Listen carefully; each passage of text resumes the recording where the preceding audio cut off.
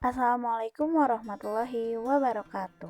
Perkenalkan, kami dari kelompok 9 yang beranggotakan Ana Lutfiani, NPM 195030068,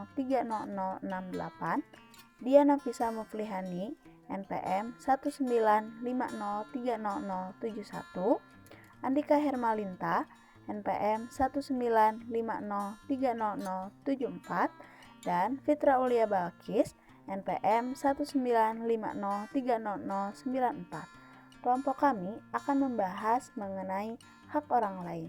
Yuk simak dengan baik ya. Assalamualaikum warahmatullahi wabarakatuh. Perkenalkan, nama saya Ana Lutfiani M. NPM saya 19505068. Saya dari kelompok 9 akan membahas tentang hak terhadap kedua orang tua. Yang pertama, taat dan berbuat baik pada orang tua dalam hal apa saja kecuali kemaksiatan. Hal ini berdasarkan firman Allah SWT yang berbunyi, dan Tuhanmu telah memerintahkan supaya kamu jangan menyembah selain Dia, dan hendaklah kamu berbuat baik pada ibu ayahmu dengan sebaik-baiknya. Jika salah seorang di antara keduanya atau kedua-duanya sampai berumur lanjut dalam pemeliharaanmu, maka sekali-kali janganlah kamu mengatakan kepada keduanya dengan perkataan dan janganlah kamu membentak mereka, dan ucapkanlah kepada mereka perkataan yang mulia, menurut Quran Surat Al-Isra ayat 23. Memberikan nafkah kepada orang tua jika mereka dalam keadaan fakir atau miskin, sedangkan anak dalam keadaan mampu. Dari Umrah bin Umar, dari bibinya, bahwasanya ia atau bibinya bertanya kepada Aisyah, anak asuhku adalah yatim. Apakah aku boleh makan dari hartanya? Aisyah menjawab, Rasulullah SAW bersabda, sungguh di antara harta yang paling baik dimakan oleh seorang adalah hasil kerjanya dan hasil kerja anaknya. Hadis riwayat Abu Dawud. Lalu, hak terhadap kedua orang tua. Di sini ada cara berbakti kepada orang tua yang baik. Yang pertama, berbuat baik dengan perkataan, yaitu kita harus bertutur kata pada keduanya dengan lemah lembut dan sopan santun, menggunakan kata yang baik dan menunjukkan kelembutan serta penghormatan. Yang kedua, berbuat baik dengan perbuatan, yaitu dengan cara melayani keduanya dengan tenaga yang mampu untuk memenuhi kebutuhan, membantu dan mempermudah urusan keduanya. Berbuat baik dengan harta, yaitu dengan memberikan setiap yang kita miliki untuk memenuhi kebutuhan yang diperlukan oleh keduanya. Berbuat baik lapang dada dan tidak mengungkit-ungkit pemberian sehingga menyakiti perasaan ibu bapak. Assalamualaikum warahmatullahi wabarakatuh. Izin memperkenalkan diri, nama Andika Hermalinta, NPM 1950374. Hak terhadap sanak saudara. Yang pertama, mencintai karena Allah. Seorang muslim diibaratkan sebagai satu tubuh, di mana ketika satu anggota badan sakit, maka anggota lain akan merasakannya. Hal ini baru akan terwujud jika antara setiap muslim terjalin empati, di mana hal ini baru bisa hadir jika setiap muslim menghapuskan keegoisan dan ukhuwah. Jadi kasih sayang dan cinta yang hadir adalah kasih sayang dan cinta atas dasar cinta kepada Allah. Dan yang kedua, mendamaikan juga berselisih. Juga termasuk hak ukhuwah adalah mendamaikan dua orang yang berselisih. Bahkan hal ini juga merupakan perintah Allah yang ada pada surat Al-Anfal. Dan yang ketiga, jujur dan dalam bermuamalah. Saat dua orang muslim saling bermuamalah atau melakukan jual beli, maka wajib bagi keduanya untuk melakukan muamalah dengan jujur, tidak berdusta, tidak berkhianat, dan juga tidak melakukan tipu daya atau penipuan. Dan yang keempat, mendoakan kebaikan, ampunan, dan berkemaslahatan dunia dan agama. Hak ukhuwah terakhir antar sesama muslim adalah mendoakan kebaikan padanya. Dalam Quran surat Muhammad ayat 19 pun Allah berfirman, A'udzubillahi minasyaitonirrajim. Bismillahirrahmanirrahim. Falam annahu la ilaha illahu wa astaghfir lijambika wa'il mu'minina wal mu'minat wallahu ya'lamu mutaqdul labakum wa maswakum, yang artinya, dan mohonlah ampunan bagi dosamu dan bagi dosa orang-orang mukmin, laki-laki dan perempuan. Muhammad 19. Surat Al-Isra ayat 26. A'udzubillahi minasyaitonirrajim. Bismillahirrahmanirrahim. Wa'ati wa'ati jal kurba haqqahu wal miskin wabhas sabili, yang artinya dan berilah kepada kaum kerabat hak-haknya. Surat Al-Isra ayat 26. Nah, di sini saya akan membahas tentang hak terhadap tetangga. Ada beberapa hak yang harus kita lakukan terhadap tetangga kita. Yang pertama, memuliakan dan inspirasi baik kepada tetangga. Rasulullah SAW bersabda, barang siapa yang beriman kepada Allah dan hari akhir, selanjutnya baik kepada tetangganya. Hadis riwayat Muslim nomor 47. Yang kedua, meringankan beban dan kesulitan tetangga. Dalam hadis Ibnu Umar radhiyallahu dari Nabi SAW, beliau bersabda, seorang muslim adalah saudara bagi muslim lainnya. Ia tidak aman dari kesulitan hari kiamat. Barang siapa yang menutup aib seorang muslim, maka Allah akan tutupi aibnya pada hari itu. Lalu yang keempat adalah larangan keras mengganggu tetangga.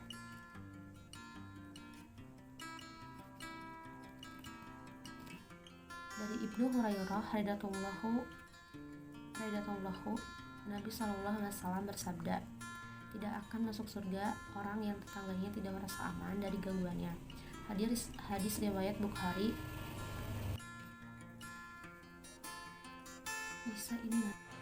Selanjutnya, etika terhadap tetangga. Yang pertama, tidak menyakitinya dengan ucapan atau perbuatan.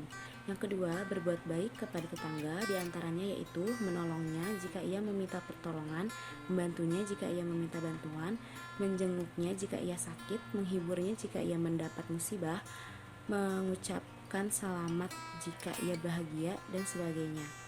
Yang kedua, bersikap dermawan dengan memberikan kebaikan kepadanya.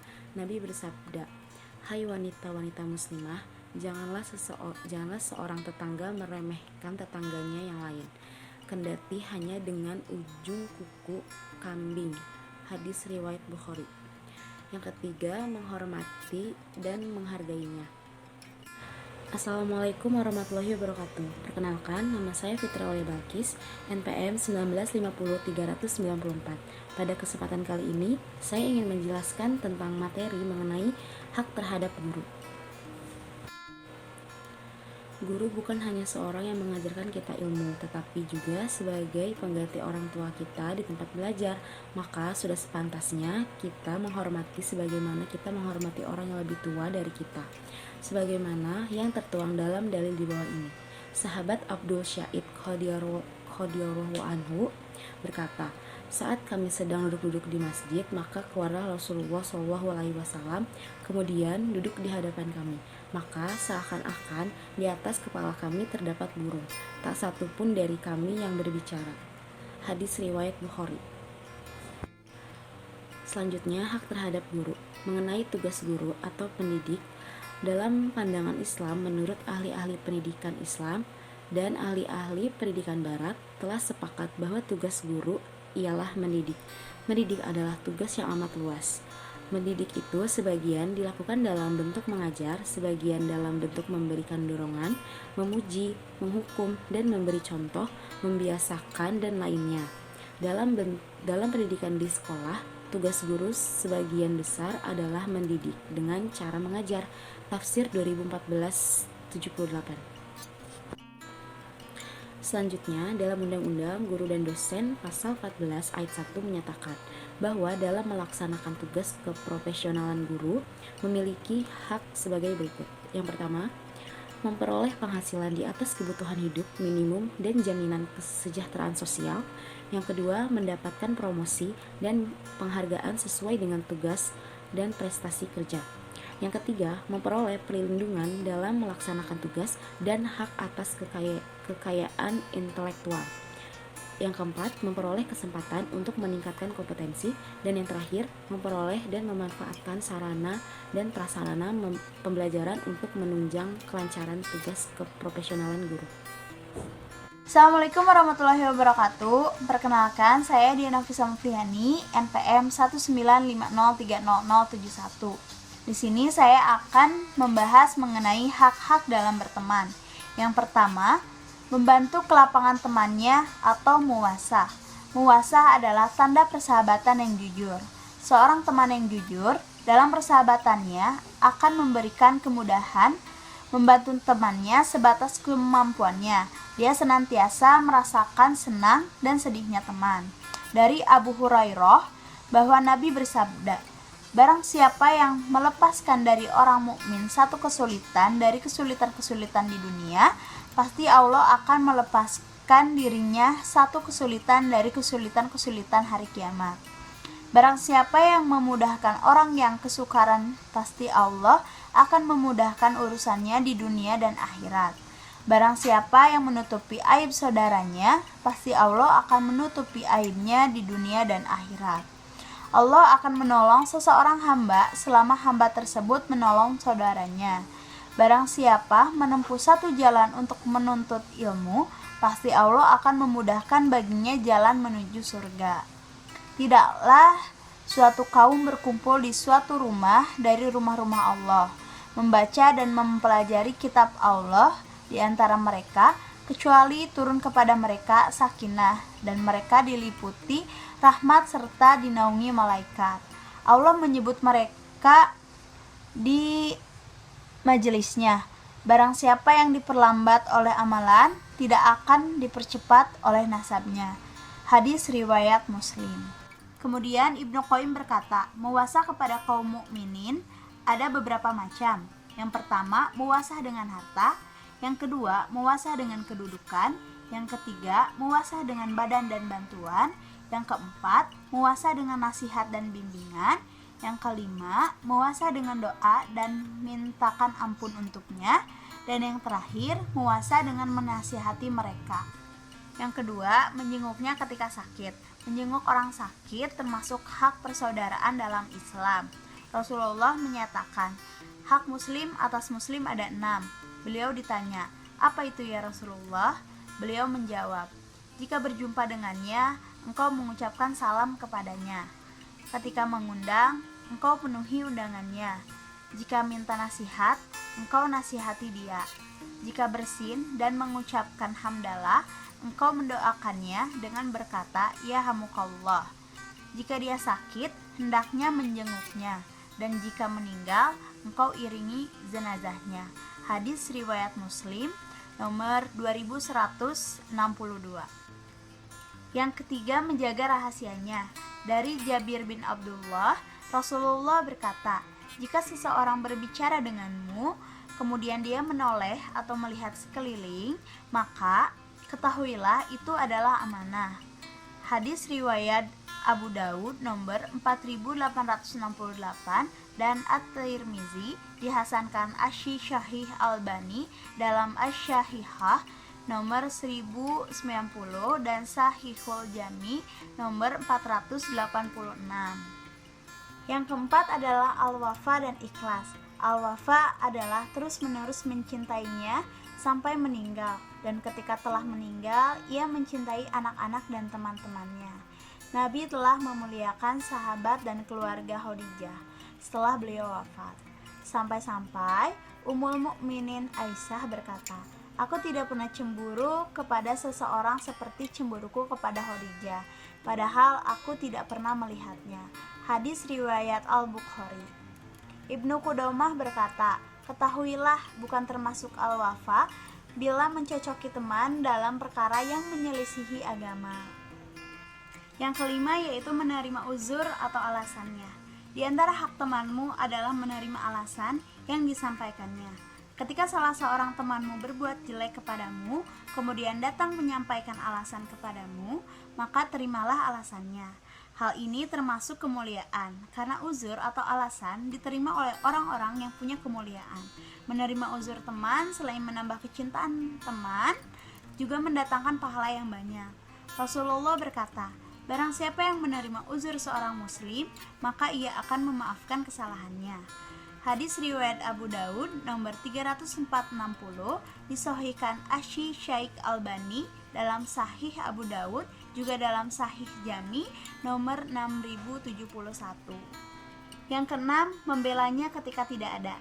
Di antara hak teman adalah menjaganya ketika dia tidak ada, membantah ucapan jelek tentangnya. Dari Abu Darda, Rasulullah berkata, barang siapa yang membela kehormatan saudaranya, maka Allah akan memalingkan wajahnya dari neraka di hari kiamat nanti. Hadis riwayat Ahmad dan At-Tirmizi serta disahihkan Asy-Syaikh Albani dalam Shahihul Jami nomor 6262. Yang ketujuh yaitu mendoakan kebaikan bagi teman. Ibnu Qudamah berkata, hak yang kelima adalah mendoakan kebaikan untuknya ketika masih hidup maupun sesudah meninggalnya, dengan semua doa yang dia peruntukkan untuk dirimu. Dalam Sahih Muslim dari hadis Abu Darda, Nabi berkata, doa seorang muslim bagi saudaranya yang sedang tidak bersamanya adalah doa mustajab. Di sisinya ada malaikat yang ditugaskan setiap kali dia berdoa kebaikan bagi saudaranya. Malaikat berkata, amin, dan engkau mendapatkan yang semisalnya. Yang kedelapan yaitu menasihatinya. Nasihat termasuk hak persahabatan. Rasulullah berkata, hak muslim atas muslim lainnya ada 6. Jika berjumpa dengannya, engkau mengucapkan salam kepadanya. Ketika mengundang, engkau penuhi undangannya. Jika minta nasihat, engkau nasihati dia. Hadis riwayat Muslim nomor 6162. Rasulullah menyatakan, agama adalah nasihat. Hadis riwayat Muslim nomor 55. Seseorang yang dinasihati hendaknya menerima nasihat yang baik. Seseorang belum disebut memiliki sifat tawadu hingga dia menerima al-haq dari orang yang menyampaikannya. Oleh karena itu, Rasulullah berkata, sombong adalah menolak al-haq atau kebenaran dan merendahkan orang lain. Al-Imam Waqi berkata, seseorang tidak akan pandai sampai mengambil ilmu dari orang yang di atasnya atau selevel dengannya, juga dari orang yang lebih rendah darinya. Hudhail bin Iyad ditanya tentang tawadu. Beliau berkata, tunduk kepada al-haq, patuh dan menerimanya dari orang yang membawakannya. Terhadap orang yang lebih tua. Berikut di antara hak seorang muslim terhadap orang yang lebih tua. Yang pertama, menghormatinya. Menghormati orang yang lebih tua merupakan kewajiban bagi setiap muslim. Dan yang kedua, bermuamalah dengan cara yang baik. Rasulullah SAW bersabda, sesungguhnya memuliakan seorang muslim yang sudah berumur termasuk bentuk pengagungan terhadap Allah. Abu Dawud. Dan yang ketiga, memulai salam terlebih dahulu. Rasulullah SAW bersabda, hendaklah yang muda memulai salam kepada yang lebih tua, dan yang berkendara memulai salam kepada pejalan kaki. HR Al-Bukhari nomor 6231 dan 6232. Dan yang perlu diperhatikan pula, kesehatan pendengarannya. Apabila pendengarannya sehat, hendaklah Anda menyampaikan salam kepadanya dengan suara yang dapat didengar dan tidak menyinggung perasaannya. Namun apabila dia sulit mendengarnya karena bertambahnya usia, hendaklah Anda menyesuaikannya. Dan yang keempat itu ada berbicara dengan sopan. Jika berbicara dengan seseorang yang lebih tua, hendaklah berbicara dengan suara yang lembut, penuh sopan santun, seperti ucapan wahai pamanku dan sebagainya. Hal ini sebagai bentuk penghormatan terhadap usia, derajat, dan kedudukannya. Dan yang kelima, mendahulukannya dalam pembicaraan, masuk dan keluar dari suatu tempat, dan sebagainya. Karena inilah Imam Bukhari rahimahullah menulis sebuah bab di dalam sahihnya, Dab'us as-siwa ila al-akbar, memberikan siwa kepada orang yang lebih tua. Keenam, memperhatikan kondisi fisik dan kejiwaannya. Di antara kewajiban kita terhadap orang yang lebih tua adalah memperhatikan kondisi kesehatan, kejiwaan, dan perasaannya. Bahkan sebagai orang dikarenakan kerapuhan, kelemahan, dan perasaan yang lemah, perilakunya tidak ada bedanya dengan perilaku anak kecil. Maka hal ini perlu menjadi perhatian. Dan yang ketujuh, mendoakannya dengan kebaikan. Hendaknya Anda mendoakan mereka agar Allah Subhanahu wa Ta'ala memanjangkan umur mereka dalam ketaatan kepadanya, agar Allah senantiasa memberikan kepada mereka taufik, perlindungan, nikmat sehat, dan agar mereka diwafatkan dalam keadaan husnul khotimah, serta memohon kepada Allah agar menjadikan mereka termasuk orang yang disabdakan. Rasulullah Shallallahu Alaihi Wasallam bersabda, ketika ditanya mengenai sebaik-baik manusia, maka beliau menjawab, yaitu orang yang panjang umurnya dan baik amalannya. HR Ahmad nomor 1728 dan At-Tirmidzi nomor 2251. Dan yang kedelapan, menyadari bahwa dia tidak bisa memenuhi hak kedua orang tuanya. Dari Abu Burdah berkata, Ibnu Umar radhiyallahu anhuma bertawaf mengelilingi Ka'bah dan dia melihat seorang laki-laki dari Yaman bertawaf sambil menggendong ibunya. Seraya berkata, aku baginya bagaikan tunggangan yang hina. Jika tunggangan yang lain meninggalkannya, aku selalu setia. Kesimpulan pada materi kali ini adalah ilmu pengetahuan lebih memusatkan pada nilai-nilai kebenaran yang sifatnya empiris, di mana empiris ini menjadi pondasi awal dalam ilmu pengetahuan. Kebenaran empiris ini yang menjadi patokan dalam ilmu pengetahuan menilai kebenarannya yang ada di agama. Nilai kebenaran inilah yang akan menjadi sebuah pembatas atau pembeda antara ilmu pengetahuan dan nilai-nilai Islam. Inilah yang menjadikannya sebagai pembeda dalam satu ruang. Dari pembedaan inilah yang menimbulkan beberapa tokoh Islam mencoba untuk berusaha mengintegrasikan nilai-nilai yang ada di Islam dengan kaidah-kaidah ilmu pengetahuan.